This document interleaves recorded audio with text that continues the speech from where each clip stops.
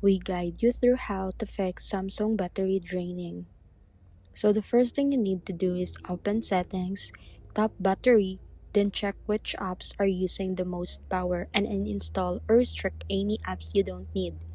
Next, enable power saving mode if you want longer battery life without affecting normal daily use. Lower your screen brightness or turn on adaptive brightness. And reduce your screen time out to 30 seconds. Make sure always on display is turned off if you don't use it. And disabled features like Bluetooth, GPS, or NFC when they not needed.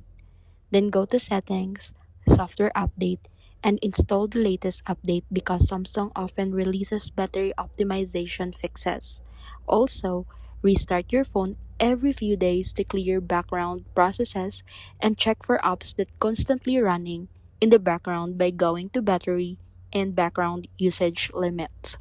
If your battery started draining after installing a new app, try uninstalling to see if the problem improves.